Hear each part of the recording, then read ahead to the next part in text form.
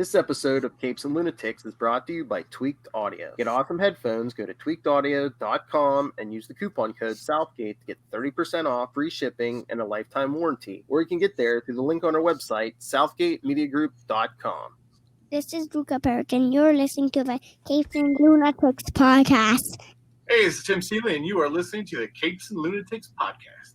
There's a thin line between heroism and madness. Here, the line fades to nothing at all. This is a world of Capes and Lunatics. And nothing is off limits.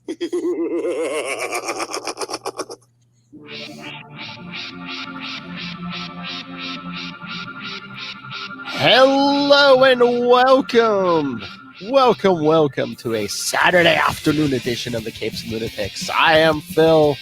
Joining me as always, that princely, well-groomed, mustached man from New Jersey. That's Highland Scum and Villainy. It is Charlie, the Professor Essa. And the Queen of the Armadillos from Florida. Hey y'all, imagine a beer can crack right here because it is indeed noontime, but mine is still chilling. Little Hellfire, y'all. And hey, look, there he is.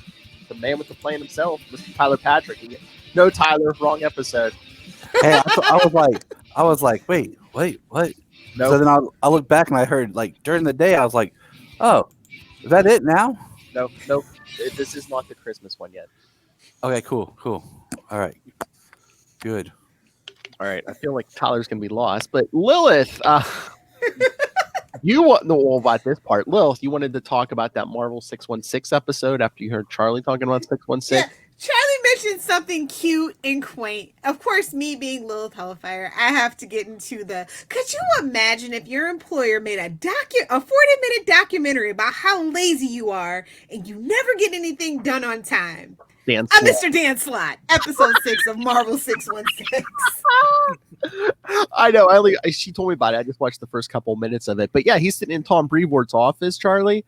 And Brevoort's like, he's like, oh, I know you want to push your deadline back. You want to make it perfect. He's like, you're going to famously be the guy who wrote Iron Man 2022. Oh my! And him and Kevin Smith have something in common. It's good company to be in, honestly. I was hearing about the infamous Dan Slott episode. They were actually mentioning it at my comic shop last week, so now I know what it's all about. Oh, I'm gonna finish it, but I mean, it's pretty sad, Lil. Well, I mean, in the same, I got to the beginnings of like the Pete Woods stuff. It's like Pete Woods, the artist, and he had to come out and defend him on Twitter. He's like, no, it was an honor to work with him. But Pete Woods, who Slott even says is penciling, inking, and coloring. He did the entire art for all of those Iron Man 2020 issues, and he's like traveling the country in his RV. So they showed he's like he does all the art on an iPad or something, and sends it in. Slott's going into the office in New York, and he still can't get his stuff in. Can't walk down the hall. Here you go, boss.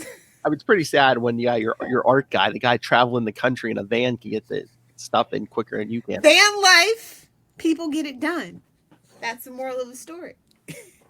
It looks like it, yeah. But when they were first like, yeah, he's traveling the van in the country doing the Marvel artwork. I'm thinking Steve Rogers. Exactly, probably what he was inspired by. Somebody tweet Pete Woods that. He's on Twitter, guys. True story. But yeah, I'm gonna have to finish that just so I can yell at the screen. Yeah, I just thought it was like, could you imagine your company making a 40-minute documentary about how you can never get anything done on time? I would be mortally embarrassed. Is the episode? Well, honestly, look. Here's what I'll say on that: they're still employing the guy. He's still got a day job. If anything, it's good-natured ribbing by the gang in the bullpen. Oh, you fellas! I must know one. But no, a lot of people don't like Dan Slott. He's like up there with like Dan Dido. So like, people were just piling on the poor guy the whole time, and everybody everybody that's worked with him kind of tried to like rally around him and like dissipate that whole thing. So it's kind of funny this week on Twitter. Well, I think I mean, if anything, you know what he rests his laurels on what saved his career. I mean, he created Superior Spider-Man. Yeah, Spider-Man. I was gonna say his Peter The Parker best one. Yeah. Well, his Peter Parker was kind of hit and miss for me. I mean, I think he was one of the ones who kind of dumbed down Peter Parker. But yeah, I mean, Superior Spider-Man, that's his claim to fame. Yeah. Well, exactly. He made what a place to rest your laurels on, indeed. Yeah, exactly. Right on his head. You know, look how much better it was than that Dropout Doom's book when he tried to ape Otto. Iron Man, yeah. You know, so let's all be clear here. And again, and Slott's Iron Man was kind of for me, but I mean, I think Charlie, I think he's much better on Fantastic Four than he was on Iron Man. Yes. Yeah. I mean, yeah. I think first off, I think that Fantastic Four is always better than Iron Man. Whoa, controversial opinion. I don't think it's nearly as controversial as you think. On Twitter. Yeah, no, I mean, look, right now, I'm reading Iron Man right now because Patsy Walker's in it. Do it, Charlie. You got to do it. I have almost never really gotten that in the last time I was really into Iron Man was when Bendis was writing it, because what's the mystery? Because it got me in with this big hook of a mystery, and it's like Kylo Ren saying to Rey, "Your parents were nobodies." Well, that's gonna sour you on any characters, Bendis. Yeah, Bendis. Anyway, so yeah, that is my takeaway from that. But yeah, you know, it was yeah. Like I said, I don't know Dan Slott personally. I try not to badmouth these fine writers and artists who make these books I do love. Because often I don't even know that they're writing them when I do like them. And so yeah, I'm glad he got. Like I said, I only watched the first couple minutes of it so far, but Lilith, was he like comparing himself to Stan Lee when he was like, I am the last one who writes in the Marvel manner, like Stan did? Oh, I gewollt. He says that, huh? Oh yeah, he's like, I'm and you wonder why people don't like you. Oh yeah, I've heard all kinds of stuff about Slott. Like people have questions about like some of his issues. I think it was when he was on Spider-Man. He was like, "Oh, check my Twitter." It's like, really? Yeah. Well, you know, it's. Or hey, kids, it's comics. You're like, "Oh, how's Mysterio back? Wasn't he dead?" It's like, "Oh, it's comics." Well, how like characters would come back from the dead. It's like, it's comics because continuity doesn't matter. Yeah. But here's the thing, and this is my thing with Mysterio. As I've said, it's like, first off, yeah, okay, people can come back from the dead, and we did have like a bunch of during Dark Reign had a bunch of people just get resurrected because Dark Reign, bad guys in charge, they can do that. I will take it. I will take any half-assed explanation over. Oh, hey, it's comics, kids. Cute people come back. Yeah, well, it's people come back. It's also silly. Of course, you also had in that secondary aspect where there is an explanation for why Mysterio is back. Francis Klum, the one currently behind One More Day, and that's how he's going to tie it all back together, kids. You watch. You know. He's got his drugs that he's teleporting into your mind, make you go trippy and attack a bridge, and then he sends you an antidote. And he is playing like 8th dimensional chess just to ruin Spider-Man's day, the same way Mysterio tried to ruin Daredevil's life. I don't know how I'm going to feel about the Spider-Man universe is basically built on a foundation built by Kevin Smith. I don't know how I would feel about that. That's going to be that'd be the biggest shocker of all. He's a genius. It takes him a long time, just like Slott. It takes him a long time to finish it. But he lays those bricks. He builds that foundation. They are still making Jay and Silent Bob movies. I don't know why, but they make them. Did you watch the last one? Because didn't he put up? Well, it's for smoking a doobie, bro. Come on. Well, what I'm saying is, people smoke doobies. There will be Jay and Silent Bob. Did you see Tusk?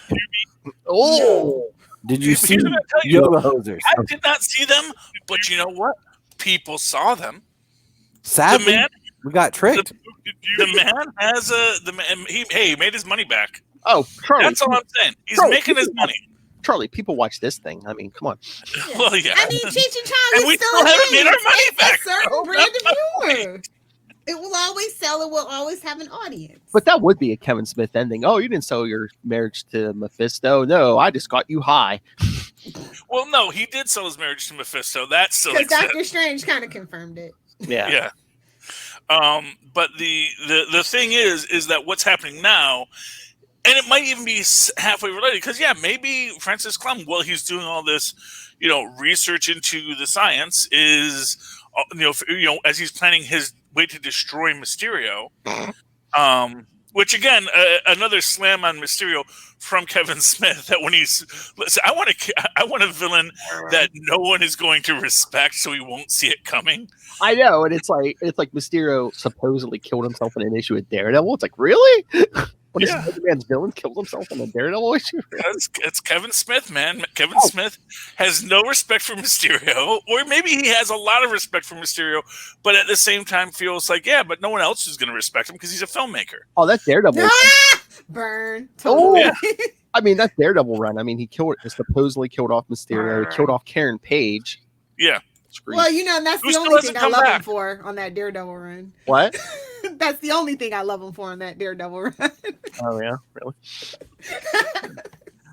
But Karen Page has her fans. I know. Well, Did you see her in the Daredevil TV show? She's great. yeah. Yeah, she's great. The Daredevil TV show. The Daredevil TV show is great even if you take the Daredevil name off of it. So Yes. It's just a great show. Period. Supposedly the rights are reverting back to I thought they were already back. Yeah. I thought They're it's back. in days. Yeah, the rights just came back, and now Marvel can decide what they're going to do, and they're going to keep it. That's Vincent the thing. D'Onofrio, baby. Yeah, for real. It's like, even if they don't want, That's a even if- no-brainer. Bring the whole cast back. Yeah. Yeah, well, it's sort of like Iron Fist. It's like maybe Iron Fist isn't canon, but this new Iron Fist sure does remember that time he and Jessica Jones and Luke Cage and Daredevil teamed up. Sort of like how Defenders through the multiverse. I mean, it's it's sort of like how what's his name, the current Hulk will reference the other movies kind of sideways, but won't actually say that that's canon. It's like, Wouldn't confirm nor deny that mess either. yeah. I mean, they need to just say, "Oh yeah, Daredevil season 4," so we can get that Bullseye story. Well, the Bullseye story Justice was great. for a live-action Bullseye for sure, bro. Yes, Bullseye was great. Did he survive that? He survived that, right? Yeah, remember they were like operating on him at the end of the. Oh yeah, Remember? giving him a steel neck. Give him an adamantium neck. Just one right there. Because that's All I'm gonna say is, I really wish we would have gotten like a third season of Luke Cage and just paired him up with the whole third season. Just that's your third season of kind of Luke Cage and Iron Fist. Just put it as one show together. I think that could really help save that character, so that Iron Fist isn't the big joke that his show is. Heroes for Hire. That's right. Yeah. When Arrow on the CW is better than Iron Fist on Netflix, something is wrong. But the thing is that Marvel, they knew that everything was reverting. So they weren't going to fund a redemption arc for Iron Fist at the 11th hour while they were trying to renegotiate getting all this stuff released from Netflix so they could do what they want to do. So we may well get a Heroes for Hire with the That's original the show cast, to do, hands down. with Daredevil showing up on Disney Plus. We may, that's the thing. It's like all of Will this they stuff. do Disney Plus or will they do Hulu? Well, I mean, that's a question. But Hellstrom's over on Hulu, and That depends if it's. I'll be honest with you, I have not fully gotten into it, and I've been trying to, but honestly, I probably need Does to it feel start watching it. disconnected?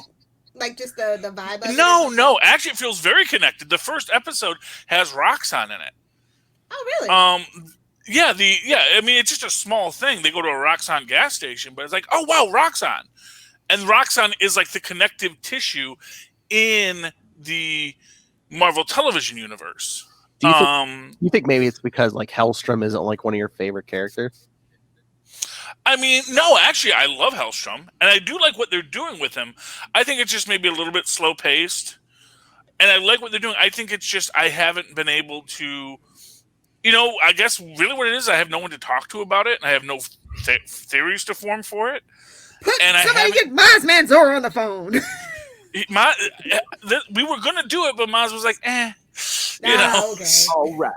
Yeah, that's why. And then the boys came out, so we did the boys, and now Mandalorian's Excellent choice, and we haven't regretted it. If you're not listening to Full Steam Ahead, you should be. Oh, by the way, what? Yeah, we have a very special guest on the first video inclusive episode of Full Stream Ahead, doing Mandalorian episode 1 of season 2, or I believe it's called chapter 9.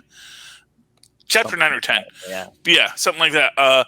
Very special guest star, some random guy. And then the second episode, we have some stormtrooper. So listen for it.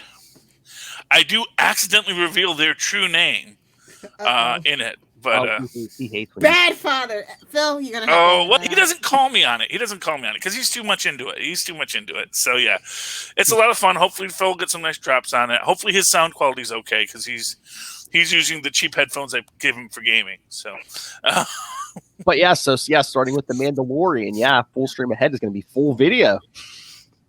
Which because I guess Maz is getting a tank top for Christmas. Okay, let's see how it is. Oh yeah. As I said, you will spice those numbers up. You will see why Maz is my skinny rich friend, and you actually get to see his. You get to see my apartment on this, but because we did it as Zoom, I could use a background, so I did my bookshelf background. It's very fancy. Because he's a professor. Get it, guys? I am a professor, so that's cool. But yeah, so but you actually get to see his setup, and you see, oh wow, you're that's why he called you the skinny rich friend. All right. We thought it was meant to be ironic, and arguably it sort of was when I first started calling him that. But now it's actually, wow, yeah, okay, you really are in great shape, and you're living large, primarily because he has no kids. And it's like, I was going to say, it's the no kids thing. It's the no kids thing, yep. That gives you so much extra money. All right, so let's shift some gears here. Let's get Tyler back into this. All right, Lilith, Tyler, what's up with this Amazon spinoff? What is coming to HBO Max? What is it, like spinning out of Wonder Woman 1984? So are they not doing the third movie, and in lieu they're doing because the third movie was always meant to be an Amazon's like prequel kind of thing? What I took it as from reading it, because I had forgotten about this discussion, but what I took it as was they were going to do an Amazon spin-off film, right? And then plots and threads of that would filter into what would be Wonder Woman 3. So Wonder Woman 3 would be a film, but whatever they did with the Amazon would have things that help bridge it together. So are they going to be like revamping or changing the DC? Because Wonder Woman's not getting a Wonder Woman 3. I don't know if y'all know that. So that's why I'm saying that. But they definitely already did the thing. Some talking with Patty. So I'm thinking if they make the movie that they were wanting to make into the TV show, it'll fulfill that. Well, that's what I was going to say. Did they have this concept and they're like, well, it's not getting another movie, so why don't we make like another, like that's how I took that with tone, the Batman thing, the Gotham Central or whatever. Yeah. All I know is everything's whatever. Yeah, like we already have like Peacemaker news, and we haven't even seen, James Gunn's Suicide Squad. Suicide Squad, excuse me. The only stuff that I look at is the stuff I know is either filmed or filming. I can't believe we're still getting a Flash movie. I cannot believe. I don't believe it until I see it on streaming, because we're not doing theaters anymore. But that's how I feel, Lilith, about a lot of stuff. Like I'm just like, okay, it's all talk until it's in front of the camera. Then but it's they have some Patty Jenkins is due definitely for some tender love and care on the contract side, so I can actually see that happening for sure from Hell or High Water. I just can't believe we're still getting Ezra Miller. That's what I'm saying. Yeah. We'll see. Well, like I said, we'll see. I mean, everything. He's got picture on someone. That's all. It's just, everything's talk until they're actually filming, and then it's a more real. And then we know from just track record that even when they're filming, things can change drastically. Yeah. So what if we just change the suit from red to green? That'll work, right? But like, I'm honestly down for a Wonder Woman show. I don't know that I want an Amazon kind of like show, but I like, this is the whole thing about why I was like so hesitant about the Arrow show, because Amazon, like, that was the name of the show that had been in development hell forever, and they were kind of like, right after Smallville, they were like, okay, maybe, but then they wanted to do that TV show with David E. Kelly, and that whole thing messed it up, and I need a Wonder Woman TV show again, because Supergirl, sorry Tyler, Supergirl just ain't cutting it for me. It should have been a Wonder Woman show, not a Supergirl show. Well, Supergirl, it's got its issues. I mean, it's got its positives, it's got its issues. I mean, that's why it's ending now. And now they have this her baby. She's got an excuse. They've got it out. They take it. They have this new Wonder Woman or Wonder Girl series they want to develop based on Amazon, the new Amazon seed. You know, do you think it's going to tie into the Amazons? You know, no, because this is for like G5. I mean, whatever they're not calling, not G5 or whatever. It's the new Wonder Girl we're going to meet in Future State. Flora something. You know, we haven't even met her or anything, but they're developing this series around this Wonder Girl. Well, which seems like it's a CW animated show, which they do pretty good with. So I'm just going to toss this out there. Did anyone read Imagine If Stan Lee wrote Wonder Woman? I read all those a long time. The ones like It's just this idea. Oh, because she's Brazilian and from the Amazon, and it's like, wait a minute, where have I heard this before? And that's basically Stan Lee's. Well, he's gone now, so we're like, boy, can we use this? Nobody tells us to stay. I'm not saying they're stealing from Stan Lee. I'm just Charlie, saying you're gonna get AT&T sued. And that's how Capes and Lunatics is gonna be known. The podcast that got AT&T Warner Media sued. Oh well, that wouldn't be the first time, you know. But yeah, I was kind of low key thinking that too. Like, oh, they went the actual literal route. How cute. Mm-hmm. Actually, when you first posted that, I misread the title. I thought it was like, oh, they're doing a Wonder Woman series on Amazon Prime? That's interesting. Because that's the only thing when somebody says Amazon could ever be. We welcome our corporate overlords, by the way. The only corporate overlords I'll welcome. Apple, and they have HBO Max now. They made their deal with HBO Max. So it is on the Fire Stick it goes. Now. Yes. I can now watch it on the big screen, not have to switch to the PS4. Yay. Yes. I'm sorry, the controller, it's very hard for me. He's like, why do we have that many buttons? This isn't a Nintendo? This isn't Pong? I need a joystick and a button. See? That's all you need. Any game that you can't play with a joystick and a button, you need the joystick. That's what she said. Hell. Just gonna say. Yeah, it's kind of lackluster news out there in the entertainment world. Yeah, I was gonna say something you guys should be watching if you're a 90s kid is Saved by the Bell over on Peacock. I have to give it to Peacock. Like, Universal's kind of low-key killing it with Peacock. Really? Yeah. I keep hearing the Saved by the Bell, I was like so here for it. Like, it's cheesy, it's corny, but so was the original. Well, say, and like, it's just always good to see Mark Paul Gosselaar getting work. And Elizabeth Berkley, like, come on! See, I need to tune in just for Elizabeth Berkley because she is like my favorite actress. And they actually mention the Jesse thing, Zach Moore, like they do like the whole Franklin and Bash, like the whole thing, like it's just so meta. It's like what the 90210 like reboot wanted to be, but so much better. Is Jesse still having issues with her caffeine pills? They mention it. Yes, she's 30 years sober from caffeine. Swear to God, they actually mention it. Oh wow! So like not even coffee. She's like, no, I can't. Nope. I can't. She might be getting back with Slater. Like she's married to so this excited guy. Yes, exactly. You guys have to watch. Like if you were a fan of the show, like I even watched it through the college years and those terrible TV movies. Like when we got married in Vegas. Like I am a diehard Saved by the Bell fan, so I really enjoy the reading. So let me ask you this: I'm sorry. I have one question after Charlie. Sure. Okay. Well, it might be the same question. It won't be. Are the college years and the specials It's canon. It's canon. all canon. Well, there Yeah. you go. Now you have to go to Peacock. They even mentioned Tori, and she might be a fever dream. That was what I was going to ask She may you. or may not be a fever dream. We haven't decided yet. I feel like the writers haven't decided it because they didn't say if she was coming back. But That's I all I heard was that they gonna asked ask. her back for season 2. So we'll Okay. see. If she says yes, she's not a fever dream. If the actress says no, then she's a fever dream. That's how I feel that's gonna go. I'm going to go real deep dive in here. Do they ever mention Miss Bliss? Yes. Yes, actually, there Max. is a reference. I think it's in the second episode or the third episode. It's it very Max? subtle, but Was it's there. Was it Max? What was the friend that The didn't? Max is back, baby, with the guy that played the actual actor with the magic. That's But back. What was his They best mentioned friend? Jeff. That creepy old bastard. I'm trying to remember what was. Hold on, I'm looking it up. The friend that didn't transfer to Saved by the Bell.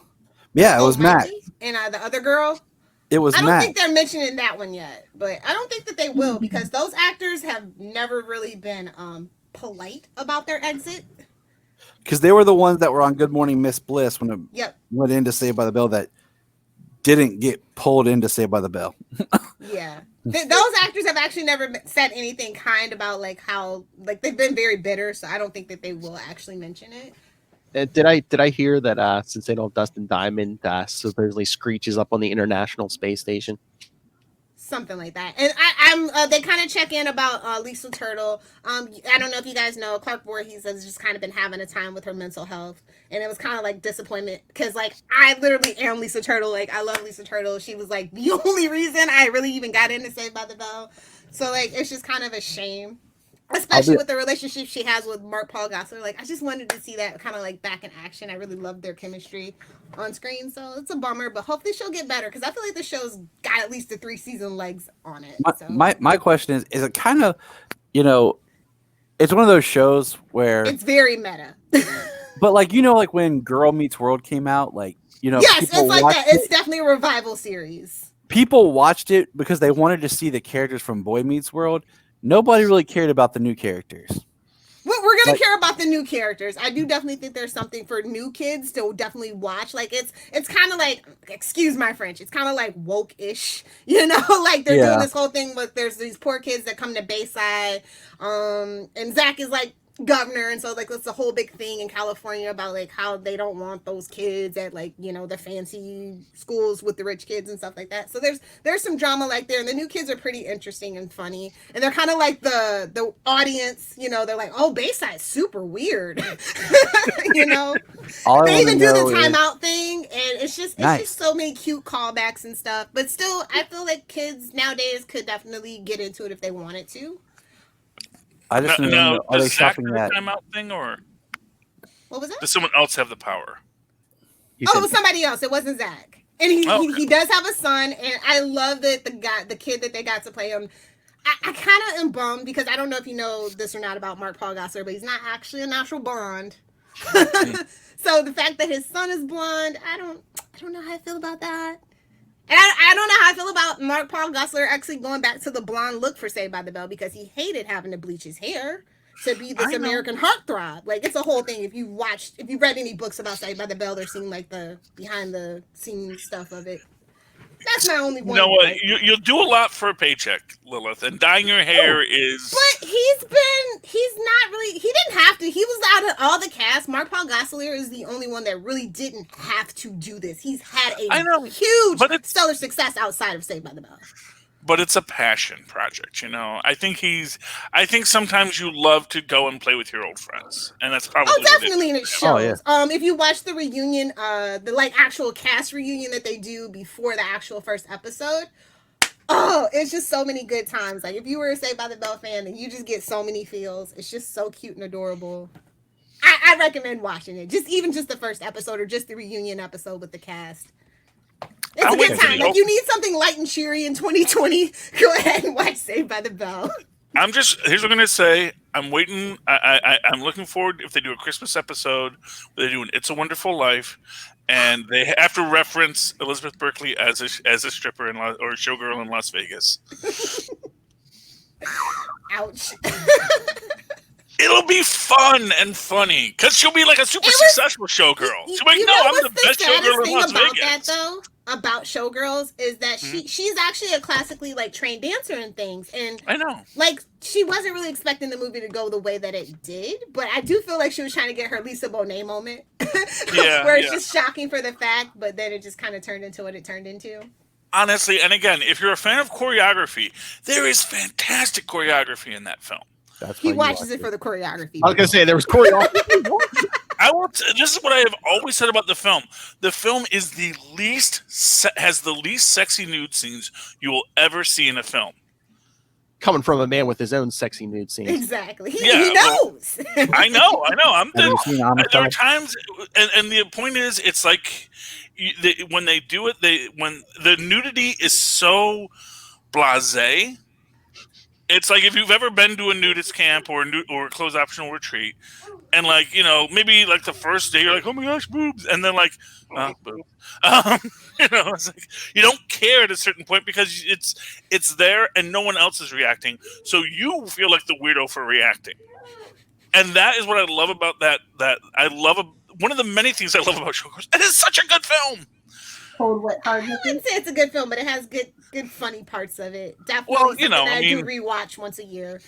I enjoy it. I will say that I enjoy it because, first off, you know, I like Elizabeth Berkley as an actress. I feel she has been underserved by the entertainment community. I'm so here for Elizabeth Berkley. Like, I'm glad that she came back to Saved by the Bell, to her roots. They did her justice. They've done the character justice as a return to that character. I will check it out. I need to go check on my daughter. Okay. So I got a piece off here. I don't know what she's doing upstairs. So, she's right behind you. That's Solomon. Oh, okay. Right here. Yeah, I don't know. I was gonna say, man, your kids are so well behaved right now. They're all being very quiet. I can't turn they are. I know, that's what worries me. They're watching silence. She's just upstairs. She's probably good, but I just gotta go check on her. Not a problem. No We miss you, All right, Tyler. Thanks for stopping by. Yeah, that's why I saw it, and I was like, wait a minute, was this the one? So no, that's tomorrow, right, guys? Or I'm sorry, Christmas Day. Awesome. I'll talk to you guys later. All right. Bye. But now, I want to talk about Showgirls. Is that going to have to be one of our upcoming Capes and Lunatics movies? I would not. You need to pitch it to the group because not everybody has an affinity for that movie. Just like not everybody had an affinity for, you know, Austin Powers. That is a very divisive movie. So if you want to pitch it to the group and see what they say, I feel like Marnell and Diane would be down. Well, yeah, you are. If you are, they are. Yeah. Yeah. And Charlie, is that a yes for you too? Oh yes, I would absolutely do. So I think we'll have enough a people discussion for of that. Interest. Just understand, I'm going to be. Nobody saw Rob though. I'm going to be putting on my Superman 3 hat for that. You know, that's fine. I'm going to defend this on its artistic merit. I'm going to put my Superman 4 hat on, and we'll be together, and we will defend this movie. Tell Rob. Still have to watch Superman 4. He never watched it. I've never watched it. Although I do like the Bizarro cutscenes, and I really don't know why they didn't go on with that character. And they felt like too much was going on. There's so much motion behind the scenes about that, so it was a nightmare. Yeah.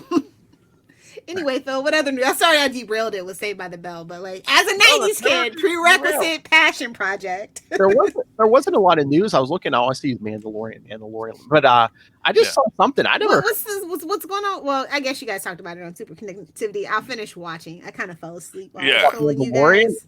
Oh, Rosario Dawson killing it. Yeah. Oh, I mean, well, duh, it's Rosario Dawson. But... Yeah. Yes. It was. Is she gonna replace that Gina girl? Well, is that what's going on? It's a different character. No. I know. I mean, just kind of like up that character and kind of make that other character disappear since everybody's having issues. Maybe, but like I said on Super Connectivity, I could also. I mean, this episode kind of screams spinoff to me of her character, though. So a spinoff of a spinoff.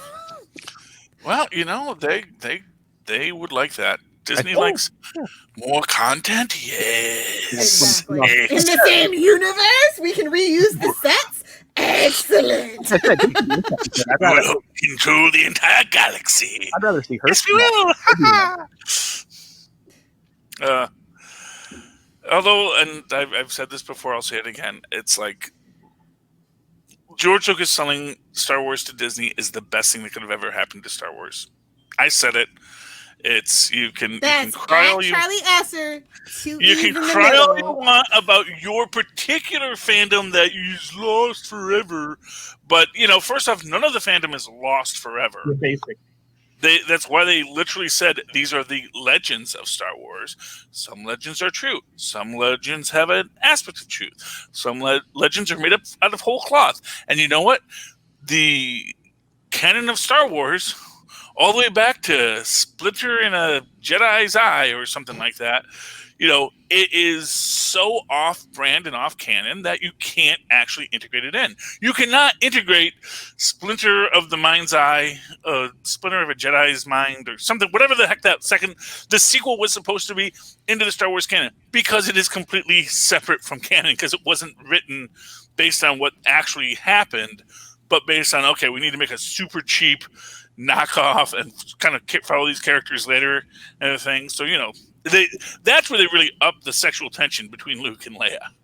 Because there's not a lot of sexual tension in the actual movies, Except for in fact, really, that one time.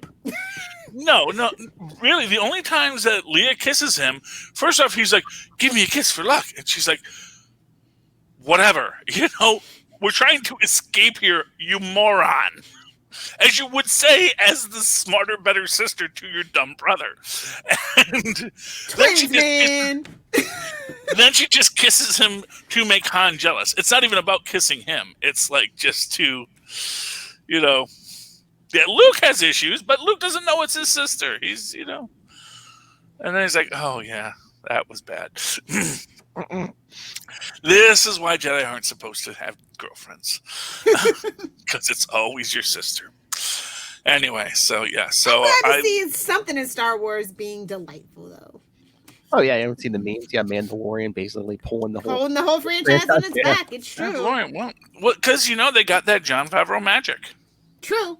I will say he's an excellent company man. He has come in the clutch time and time again. Even though I didn't like Lion King, quote unquote, live action remake, I thought it could have been far worse in somebody's lesser capable hands. And I'm interested to see his take on Lion King 2. Electric Boogaloo.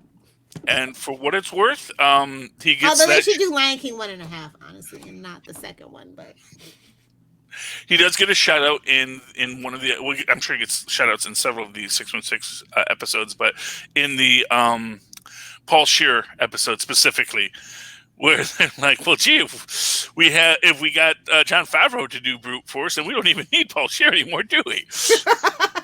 Nice.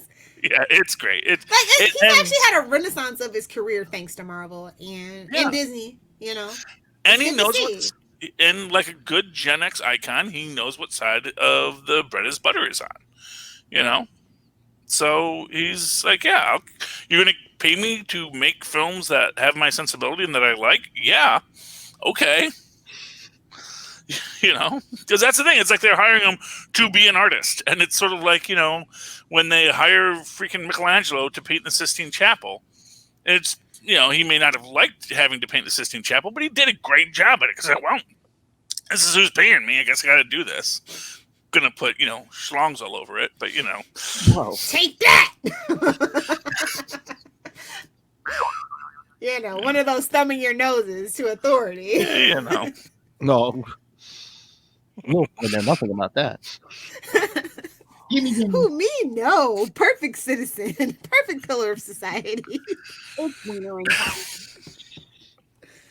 yeah, I can't wait till the TV shows come back, because then we'll have more stuff to talk about, basic TV. Yeah. Well, Stargirl's coming back with the same. That's not till the summer. Yeah, I know, but it's coming back. Yeah, I'm excited almost for nothing's it. coming back the till the summer, Lilith. Well, no, Flash and Superman and Lois. No one cares about that. Oh, burn. Yeah. Again, when was WandaVision, Charlie? Is it January now? Yeah, January 15th, 5 days before my birthday. Ooh. The last gasps of the Trump empire, we hope. Or if you're a Trump supporter, so you can. He's free. We're freeing Trump from all this stress and responsibility. So yeah, he can go be a great businessman. Or just write books to sell to, or have people write books to sell to For people him. about his philosophies and how he would have done things better. Somebody gave me that audiobook, and I was just like, okay, thanks. Thanks. Oh, what, Art of the Deal? Yes. No. There's another one. I don't think he actually wrote it, but it's something about the greatest or something. It's like a satire. Hey, of his Lilith, presidency. anything good, cut it up and send it to me. Will do. It's interesting because Trump has a whole industry, like entertainment industry around him, with whether it's books or just writing HuffPost articles. Yeah. Oh no, he'll we have not gotten rid of him. I don't think he's ever going to run for president again because I don't think he's going to lose that money. It costs a lot of money just to run. I mean, no offense, he's what, 74 or something, and he eats McDonald's every day. So it's like, how much more time does he have? Only the good die young, homie. True. He missed the 69 mark when everybody else was kicking it. So he's here for a minute. Oh yeah. Well, he gets that baby blood. He's hopped up on androchrome all the time, man. That's conspiracy theories. Man. Oh, hey, do we want to talk comics? Because I do have one about conspiracy theories. Yes, let's get the comic. Perfect segue, sir. Corner. Okay, so I want to talk about the ever amazing Department of Truth. Department of Truth 3 by our good friends at Image Comics. And this is the darkest book you're ever going to read. This book will mess you up. And I say that as a friend. Basically, we don't even get the Department of Truth much in this. It's about this woman who is being affected by what has been set up in this story before this, about belief and the creation of reality. And I'm imagining the man in the black hat, which we're going to see later. And, it's this woman whose child was killed in a mass shooting. And of course, it's all about, everyone's saying, oh, they're crisis actors, and, all of these things, and these people harassing her, and the crazed megalomaniacs who are feeding these guys look like White Wolf villains. If you ever played White Wolf role-playing games, these guys could all work for Pentax, It is just amazing how the story progresses, because as it's being told, it is her working out in her mind, getting pulled into the chat rooms, how that is corrupting her own memories of things. And in the end, we have what is something gets left for her by the Black Hat. And it is essentially a video of her and her son auditioning to be crisis actors. And she's like, that never happened, but do I remember it? I have him, it's him reading the words that he left on her phone for the scene and all this stuff. And she is, because essentially what it is they have to stop her from revealing to the world a reality that is not real, because then it will become real. Then it will become everything that it is. And they have to knock her out, and they steal all of her evidence. And, they say, hopefully she's going to sleep and wake up and feel like this was all a dream. That this was all some kind of crazy nightmare she had. And then, it comes to the final scene where she just wakes up and she knows that she was visited by these people. They even make a reference to the Men in Black. Says there's no way to make her forget this stuff. There are no neuralizers. And just her having to deal with the fact that, and it's amazing because it plays into this thing, which is like, but if the conspiracy is true, maybe my son is alive. And if my son, and I want my son to be alive, and it's like, this whole crazy thing. And then of course the other person, the experienced agent, says, look, just because it becomes real doesn't mean her son's alive, because there's all sorts of reasons her son could have been killed for other reasons, just to keep everyone quiet, yada yada yada. We have to keep reality what it is. Which is a great take on the Prime Directive and time travel stuff that you always read about, but it's like happening in a real-time situation, which is like, we can't have the universe suddenly retcon itself, because it will have consequences, and it won't be the consequences you think. So even if we let crisis reactors be real, that doesn't mean she gets her son back.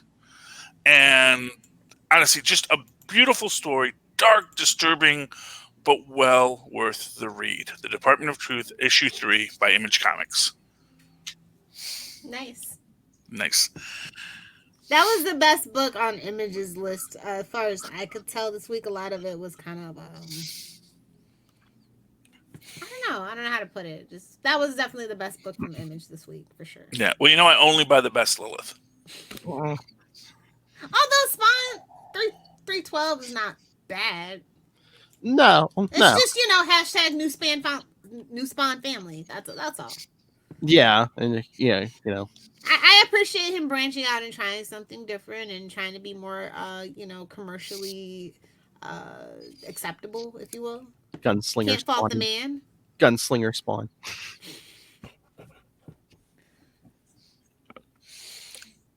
But I did have an interesting book. Yeah, it kind of. Like in like Spawn sharing his power now, and Lilith, I do like Spawn family, like I said. Yeah, I do like he ties in the whole Jim Downing thing, and Yeah, at least that didn't go to waste. I know. Because boy, did we spend some time on it.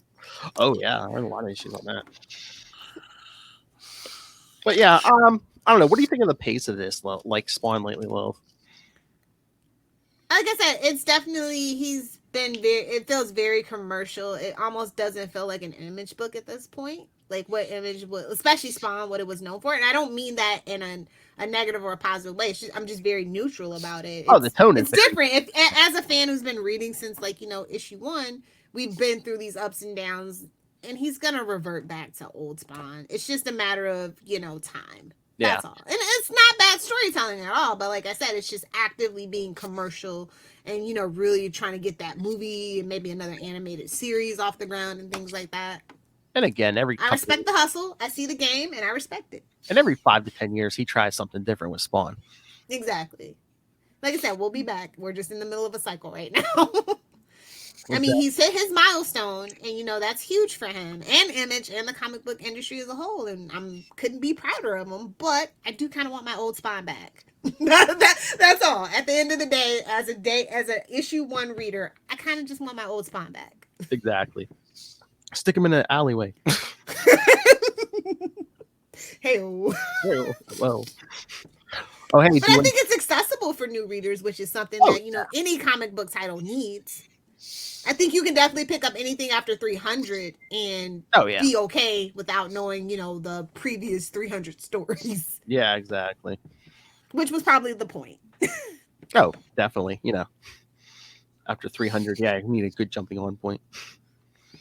Oh, hey, do you want to hear about the other book I got this week that wasn't Marvel or DC? Oh, sure. Look at our boy go! What'd you get? He got an indie book. IDW. Snake Eyes Deadgame #3. How did I know? Written. What'd you think? I liked it. I picked up 2, so I came back for 3. It's pretty good. It's Snake Eyes and Storm Shadow, and fighting ninjas who are basically powered by gods, and What continuity is this in, or is it not or is it like comic book continuity? I don't know, because 1, I haven't been keeping up with the regular G.I. Joe book, and 2, I missed the first issue. So is this let me ask you this: is it Larry Hama, or is it someone else writing it? Oh no, it is written and drawn by. Well, look at the feet and tell me who wrote and drew this. You're so rude. You're so rude. We're never gonna have him on the Wade's World podcast. I love it. Hey, He was scared by the Beast in an early issue written by drawn by Jack Kirby, and he can't. He says, "No, not big feet. Make the feet smaller. Make them smaller." Hey, we talked to Fabian. I'm like, hey, Fabian, come back and bring your buddy with you. Yeah. So let me ask you this: do we know? Is it suggested that Snake Eyes is mute because of a vow of silence, or is it that he is mute because he's had his larynx blown off by napalm? They haven't come out and say it because even at the one point, it's like the one female villain like is like, oh, you can possess the sword. You can keep me from possessing the sword. All you have to do is tell me no, and he doesn't say anything. So I don't know if it's yeah. So maybe physically he can't speak. So yeah, I never liked the vow of silence retcon in that. Yeah. But that was another universe, and it was just weird to me because vows of silence are supposed to be beneficial. You don't say, well, I guess I'll let everyone die because I have taken a vow of silence, But yeah, I mean, there's ninja action. Like I said, there's mystical stuff. I mean, Snake Eyes and Storm Shadow fight the giant world serpent. Ooh, Jormungand? Yeah. Oh, wow. Yeah. Cool. So, yeah, if you love Snake Eyes, if you love ninja action, little mystical bent to it. Yeah, I mean, like I said, I missed the first one. I got issue 2, so I'm here for this. I forget it. It's like 5 or 6, maybe. Cool. Lilith. Okay, so let me see. Where do I want to start? Oh wait, before she starts, there's an ad on the back. Guess what the next Transformers crossover is going to be? Back to the Future. Oh yeah, I did Great see Scott! that. I know it says. Oh boy, time travel shenanigans. Well, it says that the DeLorean attracts the attention of the Decepticons. Well, they would like time travel. You just got to give it that Allspark, and then it can transform. That's what she said. Because that's the canon now. Like any car will transform if you give it the Allspark. Is that where we're at with it now? We don't like it.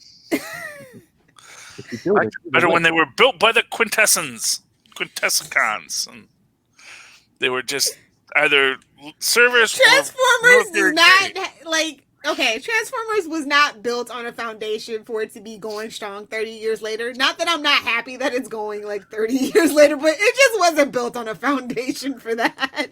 Just sell the kids the damn toys. I'm just saying it made sense to say, oh yeah, this is why there's a natural split between the Decepticons and the Autobots, because the Autobots were commercial grade robots and the Decepticons were tired of serving filthy whoever's. Yeah, well, exactly. Both of them got tired of it, and they united in their robot rebellion to not actually even overthrow anybody, just overthrow live in peace, man. Quintessons, yeah. I do not care either way. As long as Starscream stays petty, that's all I care about. Really, truly, my role model, Starscream. You will always be petty. You never have to worry, my friend. So I have an interesting number 1. It's from Aftershock Comics. I feel like Aftershock has been kind of in hibernation, so this one was interesting. I like kaiju movies, and I like Quentin Tarantino style heist films. So this is like the perfect book. It's called Kaiju Score number 1. It's by James Patrick with artwork from Rim Brew. James Patrick, if you're familiar, you'll know him from Grimm Fairy Tales, Death Comes to Dillinger, one of my favorites, and The Monsters of Jimmy Crumb. Rim, you might know him from Terminal Protocol, if you're into that kind of comic book stuff. But yeah, I really enjoyed the artwork, really enjoyed the story. So what it is, basically, the catch, is basically Godzilla meets a Quentin Tarantino heist film. So sounds weird, but it actually works out, and the artwork absolutely supports the storytelling. Like, it's one of the best things about the book. The characters, very Ocean's 11 character motivations. So are they stealing a kaiju, or the kaiju stealing something? The kaiju is kind of protecting what they want to steal. Oh, so they just had to get past the kaijus. What is the kaiju the most dangerous thing that they'll find? Ha ha ha ha. They're trying to steal a Mothra egg, aren't they?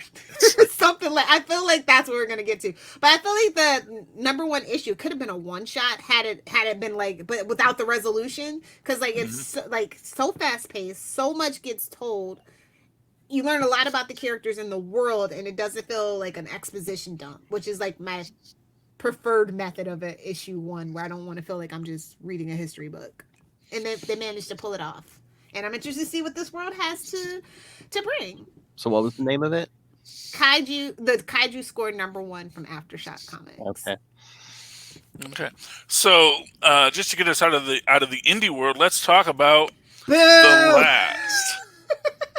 Hey, we got to represent the big two. I know the big conglomerations. Listen, need our DC's support. going to be an indie comic book producer yet. You give them time. Look at Charlie being the one to bring up a DC book. How dare you, sir? You know what? Well, I have to.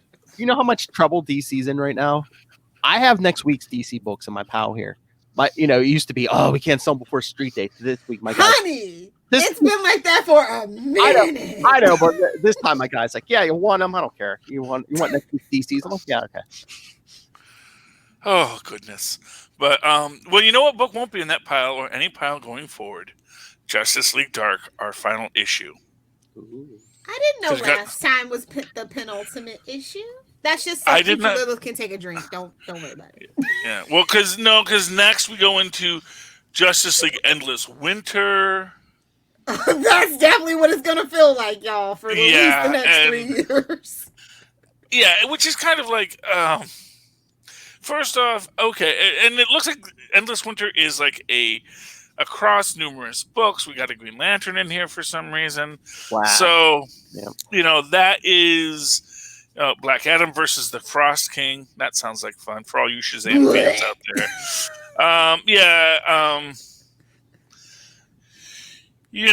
Justice League Viking. So I guess we got Viking Justice Leagues for some reason. Event.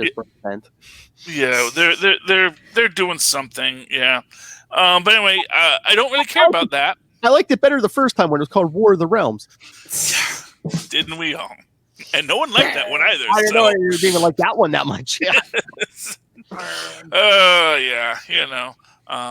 But that's our coda at the end of here is this Raven guy. I'm guessing that's supposed to be Odin, maybe. So, because he turns into a flock of ravens, or maybe he's Loki. Maybe they're going to try and say, let's do some Loki, but is there a way we could make him look like the Joker or something like that? I don't know, but anyway, back to the actual plot. He's a descendant of Loki. Get it? Oh, I shouldn't even take that into the atmosphere. Don't. Anyway, but yeah. So if you remember at the end of last issue, Zatanna and the Upside Down Man had merged, and there was this whole thing of,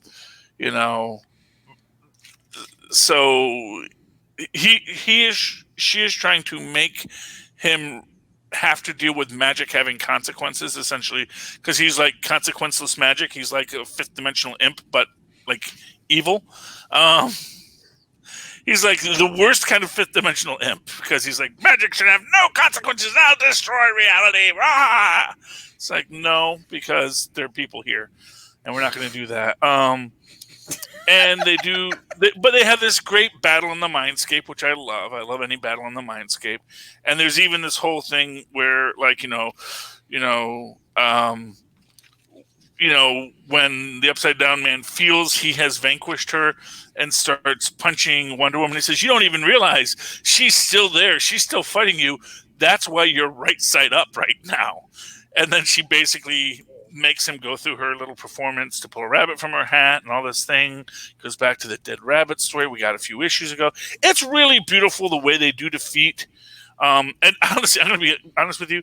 You get to the defeat thing, which happens 4 pages in. So it's not like a big battle. Then we get all the wrap up and we go to the bar, the Oblivion bar with good old Detective Chimp, who I feel is the cornerstone of the book here. And then the next issue, we have just this whole thing with, superheroes battling love. I thought this was actually part of the book for 5 minutes before I realized it was a Snickers ad. You're not you when you're hungry. Yeah. Well, anyway, but they go back to it, and there's, we have the new sword. So they call the new realm that was made out of the remnants of this dimension of the Upside Down Man, New Mira. And Man-Bat is very sad because, he had to kill not Ted Sallis, to bring life to this universe. But then we start saying, oh, wait, there's still gamma wave activity in the things. He's still there, not Ted Sallis. Hooray. And then you even have, as she's crying over Constantine, you have the original Zatan, or whatever his name was, Zatanna's father, come in. And he's like, no, I'm going to take the burden from you. And then, of course, even Constantine gets to come back to life. So, yay. Well, and her father goes back. Living, it's Constantine. Oh, yeah. No, he's got books to do, man. Although the last issue of Hellblazer came out this week, so I don't know. Well, he's still on the TV show. He's still got TV stuff to do. Yeah, Unless they reboot it, because didn't they say like Cy Spurrier is raiding Hellblazer? Isn't he doing something at Marvel? Is it an X book or something? I did not hear that. I just wonder if they're if they're going to renumber and reboot because there's going to be a new writer or whatever. I think they also still they had gone back to the technically black label for Hellblazer, and I think they want to bring it back to not a black book. So if they do reboot it, make up their mind already. Well, it didn't sell that well, so the fans didn't really support it. So. The mature one didn't sell. Okay. Yeah. And then we find out that there is no Dr. Fate at the moment. Somebody get that man a helmet. Well, he's got the helmet, but it's got like a big old dent. It's got like a Mandalorian dent in it now, and it's got like a chip out of the thing. It says, "Yeah, I can't hear whatever the Nobu anymore." And the other guy, he's gone too. He sacrificed himself while we were doing the battle and all this kind of stuff. So right now, DC is fateless. Well, that explains it. They talked it into fruition. Yes, and then careful what you manifest, kids. Yeah, he's faithful. It's like a cheating wife. Yeah, and then we get a nice hug between Zatanna and Wonder Woman, and I say, "Well, I'm sure we'll have to." You can get behind. That's a relationship I want to see more of.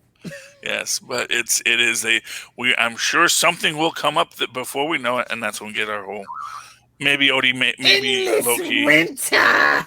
Endless winter.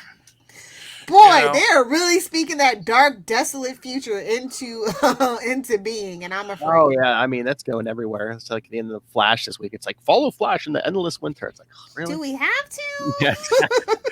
Okay. Well, I don't have to. I'll see them in 2025. So. Yes. So you're reading no DCs, Lilith? No DCs that weren't put out before June 2020. So yeah. After. You said before. Yeah, after. Okay, I didn't know if you were going to try. You said weren't. So she's only reading things that came out before June 2020. Okay. All right, I'll give everyone a little sneak peek. Next week's Batman Catwoman #1. Ooh. Oh. Okay.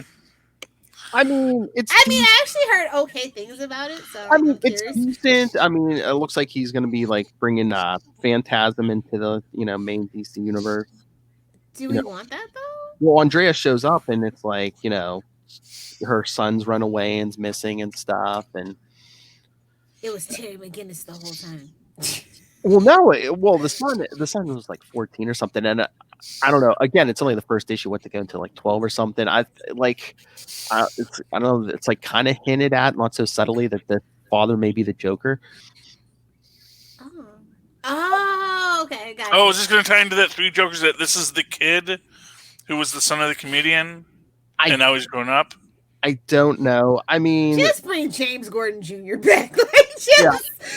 Like I said, it's only the first issue. It has potential. I love the art, but it's like Tom King jumps around too much because there's like future stuff. There's Well, that's probably an editorial choice. To be fair, I guess it's like every two to three pages, if not sooner. It's like jumping timelines. It's like wait, what? It's like hard to like keep track almost.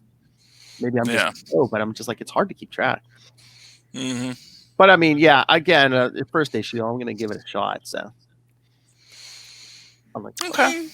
There's nothing at DC that's pulling at my heartstrings. Although I was very, very tempted. What book was that? It might have been last week, honestly. What?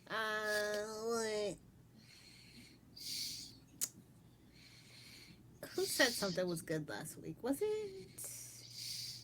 Oh, it was the multiverse who laughs. A lot of people were saying it was really good. Oh, I'm I like, didn't pick it up. I don't like that universe, so F you. Oh. don't be blocked and deleted from my timeline. Obviously, you have no taste. It's like another one of those Tales of the Dark Multiverse came out this week. It was Wonder Woman War of the Gods, but it's like you always know it's going to happen. Stuff goes bad every time. At least in Marvel, what if sometimes there's a happy ending? There's never Tales of the Dark Multiverse. There's never a happy ending. Oh, I do want to shout out Marvel because I did read 2 Marvel books this week. Oh, No, which 3 ones? Marvel books. Amazing. I read Spider-Man. Power Pack because as Ultimate Spider Cast may mention, well, I like the Fantastic Four and family dynamics, so Power Pack kind of fits that mold. And they're like kids, and I wanted to see what they were gonna do with this reboot. I don't even know if it's a one shot or whatever. I just saw Power Pack. I was like, I'm gonna pick it up and see what it's about, and it's actually really cute. And does this have Alex and his It's sister coming back? Katie, Julie, Alex, and Jack. They're all there. But is this taking place after Future Alex and I want to say Julie came back from the Future Foundation? They didn't make mention of it, so I don't think so. Okay. Are they older or are they all kids? They're all again? kids. Oh, okay, so this is a before time story. Yeah, it definitely felt or like a reboot or in a different universe, something. But yeah, it's like kind of like taking them back to basics, as it were. Oh, well, that's nice. And the artwork is just phenomenal by Nico Leon, and the writer was Ryan North. And I just like their sibling dynamics. So it's cute. Like it's better than Teen Titans. I might check it out. Like I somehow I missed it. So okay. Yeah, teenage superheroes need representation, and I can't. You just know that they're gonna team up with Miss Marvel at some point, and I'm just gonna be here for it. Oh yeah. All right. So, I was gonna say anything else should be picked up. Amazing Spider-Man. Okay. Duh. Gonna keep doing the circle order that we were in, but yes, you can do that. Then I'll do my last Marvel book, and then I'll do the big book. It better be Sabrina. Of course it is. You know it. Okay, nice. All right, Amazing Spider-Man 53 LR. So, Lilith, are we still spinning our wheel? Oh, we're still spinning our wheels, but it was a delightful way to spend some time. Oh yeah, I did enjoy the story for the most part, despite clearly seeing the wheel spin and maybe a little donut burnout at the end there. Sin Eater versus Moreland, Demonic Kingpin, Demonic Mary Jane. Yeah. Well, I mean, Kingpin's always been kind of demonic, but I'm kind of interested to see what Senator does with Moreland, because he pulls the shotgun and then we don't see what happens next. So, well, it's like you said. It's like, is he evil or is it just he's just acting on his nature? Mm-hmm. Yeah, it was cool. I just feel so bad for Doctor Strange having to put up with so many idiots all around him constantly. It's like, it's magic. You don't understand magic. Just listen to the nice man who knows magic and do what I say. Okay. Never. When Doctor Strange is the most responsible person in the room, you know something's gone terribly wrong. Well, they had to write him that way because he's going to be the new grumpy Uncle Ben. So it's like, we got to get this character. Oh, true. Yeah. Yeah. It's like, I guess Spider-Man movie. Of course, we got to start making more Doctor Strange links to Spider-Man. Yes. Yes. Well, and to be fair, since we're probably going to get more of that, web of, the web of fate kind of stuff, and alternate stories, and maybe we're going to have someone put on that Spider-Man costume. But not Daredevil, because it won't look right. But maybe they'll get Cindy Moon into a Spider-Man costume. And Daredevil has his own problems. Yes, he has lots of problems. Yeah, I mean, I enjoyed the book. It was good. And here's the thing. This is what I'm going to say. The fact that they're going into this dreamscape, that it's clearly messed up, it could just be messed up because Parker's messed up. Like nothing that happens in this book actually takes away from anything that I have said about Francis Clum. It makes you think it does, because no, he's engaging in their demons here. It's like, yeah, of course there are demons here. It's Peter Parker's mindscape. What do you think, there are demons in this place? We know the guy made a deal with a demon, so it's like, it's not like and that one's taking the form of Mary Jane, who is tied to the demon. Like that, she's just always there. It's not because she's here because it's a special day. It's she's always here, and Peter's hopped up on psychedelics, so his brain is in a weird place. So obviously, all the stuff that is influenced on his mystical level is going to get exacerbated.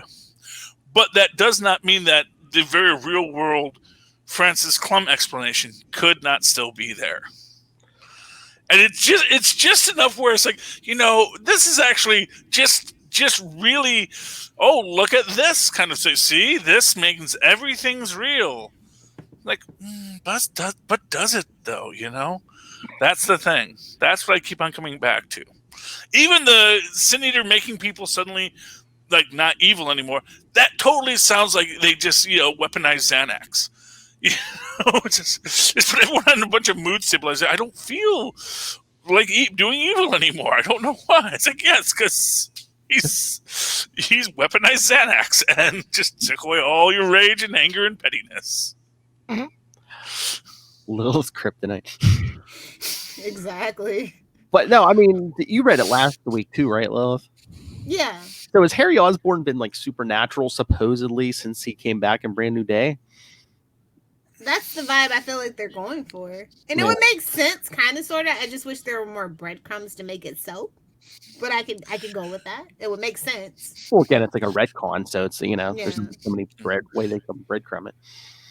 Well, when you do a retcon, you should naturally kind of like try to take from some breadcrumbs that were left behind. That's just my form of writing when I'm doing fanfic. Burn. Okay, but again, if it's only if you take this at face value, because as an example within this, where he is doesn't necessarily have to be in the mindscape or even in a mystical place. It really could have been because he went without Dr. He's not with the person that actually knows how to get around this place. So it's very easy. He got pulled into, because remember, just to even put that extra layer on it, this is a world where magic is kind of a science, as we're seeing in the Iron Man book right now, with the return of Korvac and everyone like, oh, we worship the great coming of the Korvac. It's like we don't even know what's magic or science anymore. So the fact that Francis Clum might find these ways in, or ways to make it look like something that it's not, much in the way that Dr. Doom, who is a petty dabbler of magic, has everybody thinking he's like the world's greatest sorcerer, when he's not. He's a dropout. It's in his blood. Don't put away Francis Clum yet, but I'll probably be made false, or they may be working furiously. How did he figure it out? Quick, we have to make this all real. What? Why can't we just say, oh, that kid figured it out? No, we can never admit that the fans were right about anything. Hello. Summer child. I don't. They what's the last big comic book twist that actually happened where you were just like totally blown away? It's been at least 5 years for me. Well, you can't. That's my whole point about taking things at face value, because I mean, the internet. As much as I love the fan theories and stuff like that, the internet ruins everything. The internet, spoils everything. It's not even about spoilers or anything. I mean, just actually blowing away where you're like, huh. It's been at least 5 years for me. What I was gonna say is, when you've been in comics as long as we have, it's like, oh, okay, they're using that twist. Okay. Yeah. And this particular writer is you can take things at face value for the most part. And I don't mean that in a bad way. Everybody has their different writing styles. Oh, but Charlie, I had a theory. Remember how Lilith always says Uncle Ben is Mephisto? Mm-hmm. I was thinking, what if Aunt May is Mephisto? Been Mephisto the whole time? Exactly. I mean, except for Willie Lumpkin, all her other boyfriends and husbands die, and it's like, she tricked. Willie Lumpkin's a dimensional imp. Don't you worry about it. Ultimate double trick. She tricked Peter into selling his marriage for like, oh, you're going to save. She always hated Mary Jane. Exactly. She really isn't friends with Anna Watson. They're frenemies. It's been the long con the whole time. Not Mary Jane takes those skimpy photos. Not good enough for my nephew. I can see that. Yeah. Good old. I'm just glad Otto dodged that bullet and didn't wind up marrying her. Because then Exactly. We talk about He it all the time in Spider-Cast about how thirsty she is for Otto. He did. Mephisto did show up at the end of that last Superior Spider-Man arc. yes, he did, and Oh, put him back in the old Otto body. back in the old Otto body you go. The way I like you. I think Phil cracked the code. Let's be plump. Ample American. Needs something to hang on to, you know, and Oh, that's why she gives him those wheat cakes. Come on. She's like some big and burly, like Uncle Ben. What can you say? All right. I was gonna say you wouldn't throw out something else. Oh yeah, you want to. Yes, of course. Conan number 16. Conan 16.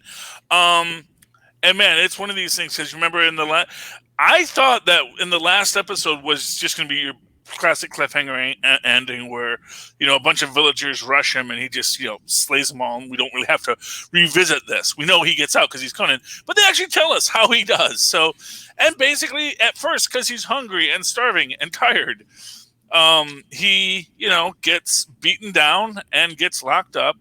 And he finds out that one of the priests do speak his language, but everyone throughout the whole thing, they're all speaking this, made up language. Although they do have if you want to go back and reread it, they do give a very helpful key here in the back. Wait, there it is. Where all of the words they say, you can put them together to create the context of the language. So you can actually see what was said in all of the word bubbles in the... Somebody had free time on their in the language. Which I appreciate. It's a nice touch. Lilith, it's 2020. Yes. And then... Everybody has to have a Klingon language. Yes. Oh, we actually do see that he is eating something here. Oh, because the guy was eating a bird leg of some sort. And so after Conan... Hope it wasn't Birdman. Although this is kind of weird because he gets freed by one of the spirits of the beings spirits of the people he was fighting with. So it's a little bit, it's very Deus Ex Machina, where the ghost just unlocks his manacles, but almost suggesting that maybe there actually is a real mystical force behind what is going on, because in the end, after he does defeat everyone, and of course get a room full of scantily clad women, because it's a Conan book, and then he just makes short work of all of these people, catches the priest, who takes him to the king, and then the king, who does his best king. And when I first flipped this, I said, wait, is he in the future again? But so the king is basically saying, look, there is no Mali Ka, there is no, we made up the god because we have to keep the people under control, and so we created this whole elaborate thing. And that's just this thing, and I am the king because my family has always been the king, but I don't have any heirs. So tell you what, you could rule this land. So why don't I just declare you my heir, and we'll call it a day. And when I die, you get to be king. And Conan, and he shows him, oh yeah, see all my fancy weapons. And he has, and he shows him the tooth of the Night Star, which is the awesome, like katana style blade that he gets here. Of course, then Conan kills him with it, kills everybody, burns everything down, and then leaves with everyone with the tears and laments of widows and orphans behind him, which is a good life in Conan's mind. Yeah, and then we see that the next episode is the Curse of the Night Star. So that sword's got stuff going on with it. So I love Conan the Barbarian. They don't have a letters page, although they do say, hey, feel free to write us and say, what do you think of the Robert E. Howard verse? Although they have canceled Black Agnes, so I think she is not doing as well. But I will keep writing. I will write a letter to Conan to say I really loved this book because it's a great book. Yeah, Okay. there was a thing. I think a few Marvel books got canceled, and Black Agnes was one of them. Yeah, Black Agnes was one of them. Black Cat is one of them. Everything. Everything All Black. the black ladies. I'm sorry. I'm not But gonna Black say- Cat and Black Agnes both got canceled, yes. Anyway, does anyone else want to talk about anything else? I Yeah. do have just two last quick books. Okay, great. One is a follow-up, but they're both from Source Point Press. The one that I'm following up is the Thompson Heller Detective Interstellar #2. This one's pretty cool. He's just going around solving cases, that have some intrigue to him, and he travels to this mining planet to investigate the assassination of an android leader that is like trying to get civil rights for robots. And then he runs into one of it, and it happens to be one of his oldest friends that was assassinated. So this is very much a story of loss and grief, and he teams up with this atheist guy, and they're just like kind of investigating it. And as they unravel the case, romance pops up. Just saying, very interesting. So yeah, I'm really enjoying this book. I'm really impressed with the quality that Source Point Press is putting out. They also put out another, well, it's a #1 this week, and it's named Mother, and a post-apocalyptic tale, and it's set in the world of The Runner. But there's so many books that are called The Runner that I wasn't sure if it was the Carl one or the Aggie one. There's a couple. I have to investigate a little bit more. I'm only halfway through it. But yeah, it's just kind of if you liked the apocalypse season of American Horror Story, this might be up your alley. Or just apocalyptic tales in general, if you're a fan of. But it's very personal, with the mother and the daughter trying to survive. Kind of like Book of Eli, or what's that one with Viggo Mortensen and his son? Kind of very reminiscent of that one as well. Oh, The Road? Yeah, The Road. Very reminiscent. Yeah, was it by McCarthy, I believe, who wrote the original novel. Yeah, so if you're Something like into that. those kind of interpersonal post-apocalyptic tales, this might be a very good book for you. Very cool. And the artwork is kind of in black and white, so it's very striking and somber. So there you go. Nice. Okay, and do you have another one you want to do before we get to Sabrina? Nope, let's talk Sabrina, baby. Sabrina, the teenage witch. She really wants to be your friend. No, that's another. No, book, she does not. She does want to be your friend. She's friendly, but she has her breaking point. Well, let's just say she kind of wants to be friends with what's his name, Ransom. Sorry, no, Ren. Walk on the wild side, Ransom's the girl, Ren's the boy, and I think I'm forgetting the two Wendigos, but Kelly and Veronica knocked it out of the park for this issue for me. Yeah, it's a great. It's a great issue. It's horror, but it's light. It's modern, but you still have that old timey sense of magicalness. It's a great fine line that they're walking and walking well. And it's a very teen book. I say as a almost 50-year-old man. This seems like how the kids. This seems like how I remember being a teenager. It keeps the Archie vibe, in other words. You kind of see the little slice of Americana within it, even though it has these other prevailing themes. Yeah, and we get, just that, basically, Sabrina says, mistakes were made, which is part of the problems that they're going through. And then we realize that, they have this connection to a weird magic house. They figure out where the magic house could be. And there's this whole thing about, are they going to go in? Should they all leave? And then, of course, they all get attacked by vines. Because it's a spooky, creepy house, naturally. It's a spooky, creepy house, and vines will attack you. Especially they're like nature's version, the forest version of tentacles. Yes. They are green photosynthetic tentacles. And yeah, I don't know. I don't know if she's going to eat the kids or not, but in classic fairy tale, which maybe she is. Yeah, maybe they deserve it. Yeah. Although this Sabrina Queen of Wands, that's a pretty impressive look for her. I'm just going to say that. Well, I don't know if your comic book guy told you this is the penultimate issue. Oh, it is? Oh. Yes. So that's what the whole buildup is about, and maybe that's kind of a hint of what's to come for the next series. Did you say last or penultimate? And Della's the one who owns the coffee shop, who's been like teaching her the game with the card game. Oh, now I get So now she's got to defeat her in the card game. Now I'm piecing it all together. Yeah, and she was evil. Nice little breadcrumbs, as we as a throwback to earlier in the conversation. And much like Rose Quartz, she was evil the whole time. The whole time. The whole time.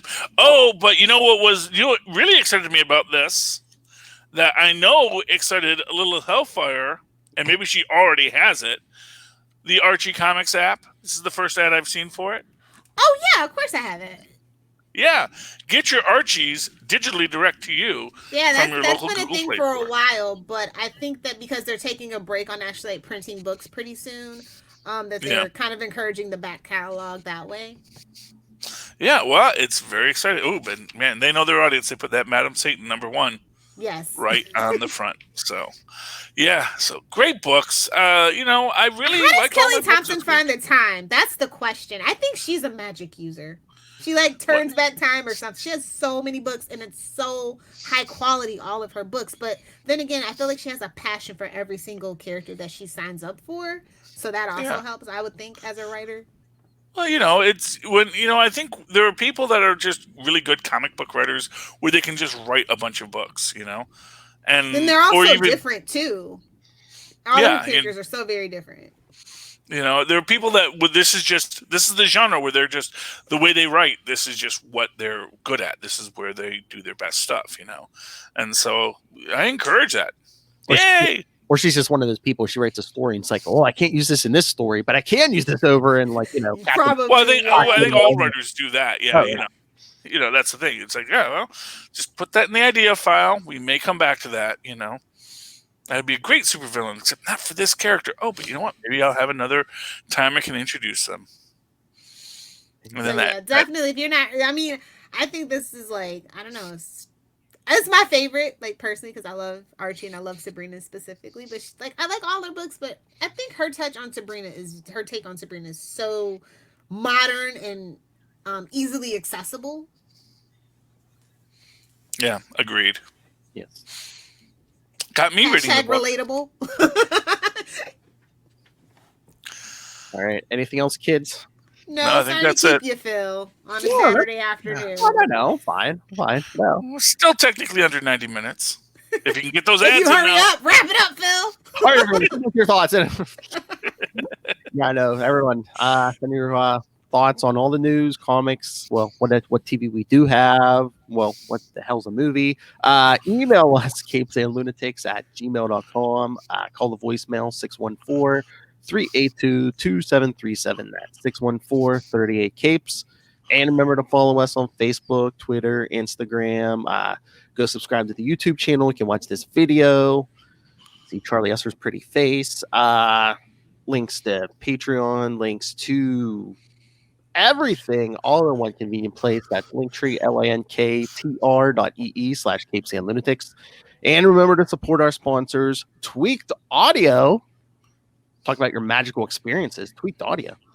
Get yourself some headphones for HD crystal clarity quality sound. Thank you, Love. Yes. And speaking of magical, go pick up Hunt a Killer. Yes. And at both of these locations, you can use the coupon code Southgate to get a discount on anything you purchase.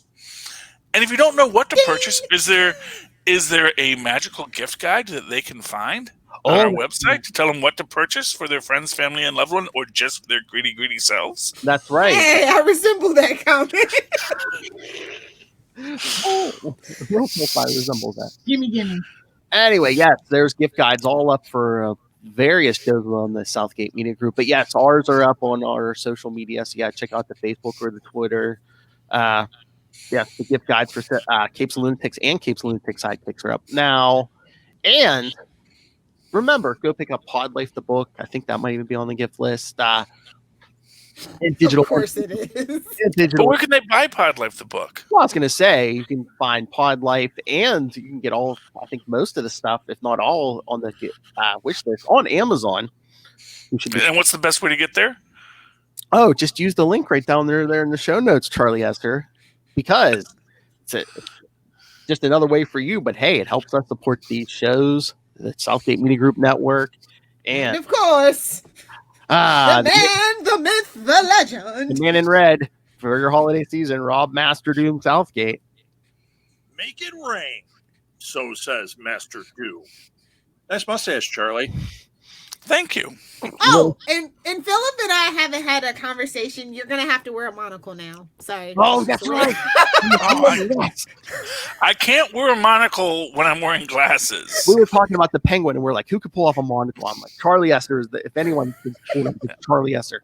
I would need 2 monocles. Is basically the problem. Because I can't see with these eyes.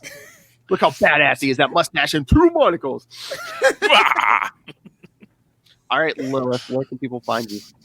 If you nerds want to geek out about Saved by the Bell with me or any Peacock show, honestly, they're all pretty good. You can find me on Philip. I said what? Peacock. You can find me on Twitter at Lilith Hellfire, on Instagram with the cool kids and the hip grandparents at Lilith Hellfire 86 for smoothies and puppies, and for the memes on both TikTok and Instagram at Lilith Hellfire 69.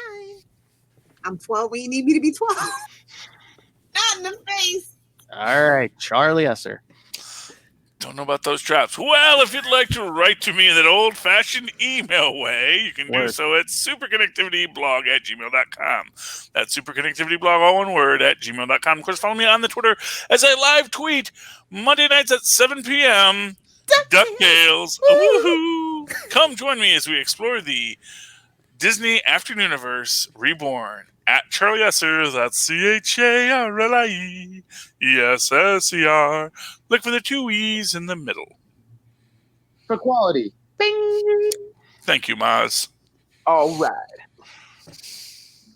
All right, everyone. Thank you for joining us once again. For another week, we have been your capes. Ampersand. Lunatics. Ooh. Yes. Remember, use that link in the show notes. Go to Amazon. Gimme! Well, give Rob, actually. Hey, Lil, buy yourself a nice package. A big unit, as it were. Hey, big units. Look how big it is. Poor Ray.